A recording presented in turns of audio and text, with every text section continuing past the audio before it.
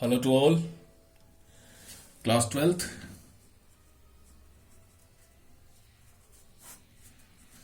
तो हम पढ़ रहे थे हाइजन प्रिंसिपल के बेस पे हमने पढ़ा था रिफ्रैक्शन। आज पढ़ेंगे हम refraction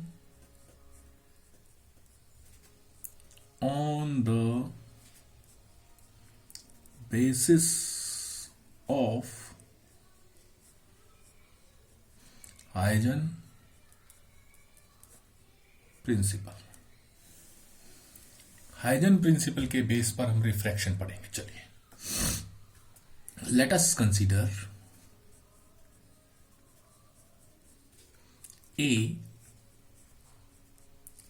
plane wave front is incident at an angle I at a refracted surface xy। एक प्लेन एंगल इंसिडेंट हुआ है xy सरफेस पर, ठीक है। ये रेयर मीडियम, ये डेंसर मीडियम। ये मान लीजिए हमारा एक plane angle, plane wave front A B क्या हुआ है, इंसिडेंट हुआ है at A reflected surface at an angle I.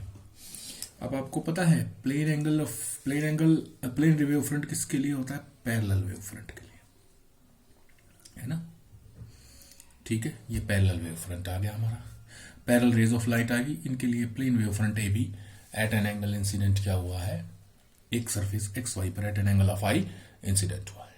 Clear है? देन नीचे करते हैं। Then the secondary wave front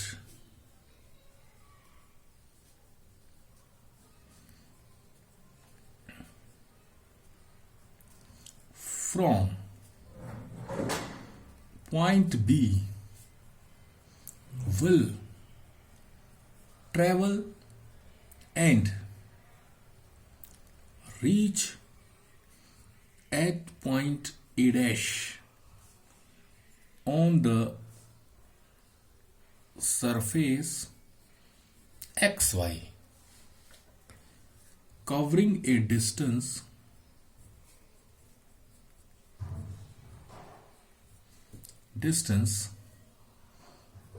B A dash is equal to C गुणा में T.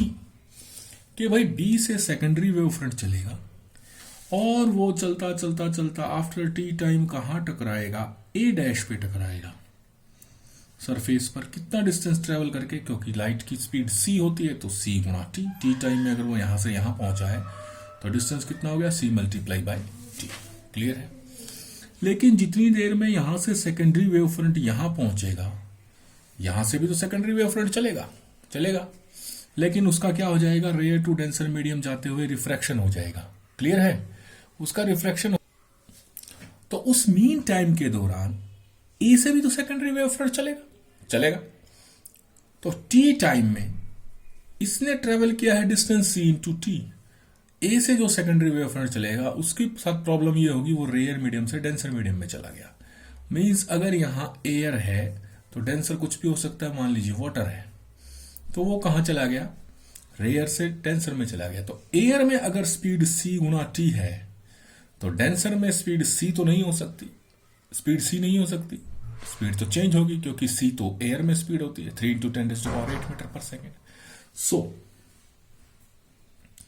in the meantime t,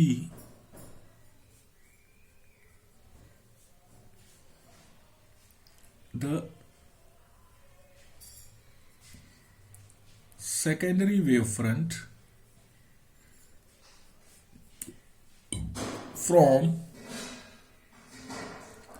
A will start, शुरू होगा, and cover a distance is equal to V cross T. वो कितना distance cover करेगा? V cross T. क्यों? क्योंकि medium बदल गया, एयर से डेंसर आ गया, वाटर ग्लास कुछ भी है, तो उसमें वेलोसिटी ऑफ लाइट क्या हो जाएगी, चेंज हो जाएगी।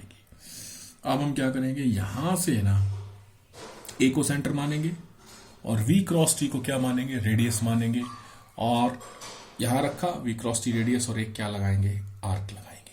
क्या लगाएंगे, एक आर्क। यहां से हमने वी क्रॉस टी रेडियस रखी और एक आर्क लगा दी, मान लीजिए ये आर्क है हमारी, लगा दी एक आर्क, और इस आर्क के साथ एक टेंजेंट, ये टेंजेंट खींच दिया हमने। ये हमें क्या देगा, this tangent will give refracted wave front A dash B dash.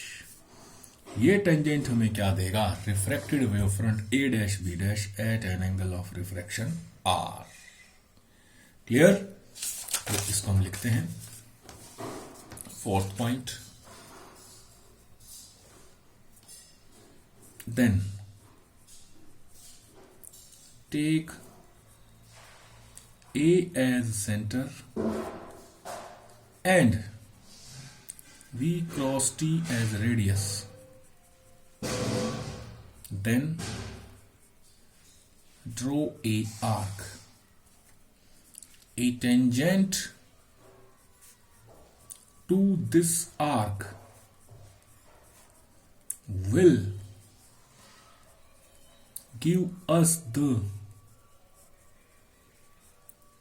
refracted wavefront A dash B dash. Now in triangle, अब तो ट्राइंगल में देखते हैं, A B A dash, A B dash A dash, इन दोनों ट्राइंगल्स में A B A dash and A dash B dash, A B dash A dash, ठीक है, A B dash A dash, A B A dash, दोनों में देखिए आप, sine आई upon sine R कर दिया मैंने, sine I upon sine are is equal to, इसमें आगे आई के सामने वाला परपेंडिकुलर, परपेंडिकुलर हो गया ए डैश बी और हाइपोटेन्यूज हो गया ए डैश, परपेंडिकुलर हो गया ए डैश बी अपॉन हाइपोटेन्यूज हो गया ए डैश। इसका परपेंडिकुलर हो गया आपके पास दूसरी वाले ट्रायंगल का A B dash, sorry perpendicular हो गया A B dash, yes A B dash upon A dash hypotenuse. Solve करेंगे तो ये आएगा A dash B upon A B dash. A dash B था हमारे पास C cross T, A B dash था हमारे पास वी क्रॉस टी। देखिए ए डैश बी यहां से यहां तक सी क्रॉस टी डिस्टेंस किया था सेकेंडरी वेव फ्रंट ने, ए बी डैश यहां से यहां तक सेकेंडरी वेव फ्रंट ने डिस्टेंस क्रॉस किया था वी क्रॉस टी, ठीक है। तो sine I upon sine are is equal to, T से T cancel, C upon V is equal to speed of light in air, speed of light in medium. It means that is sin I upon sin R is equal to C by V is equal to mu. This is refractive index. इसे हम क्या कहते हैं, refractive index, which is Snell's law. Snell's law, यही तो prove किया था हमने रिफ्रैक्शन में। Hence refraction is also proved by the Huygen, HUYGEN, Huygens principle. Refraction को हम हाइजन प्रिंसिपल से प्रूव कर सकते हैं। क्लियर है? चलिए इतना कीजिए, नेक्स्ट क्लास में देखते हैं।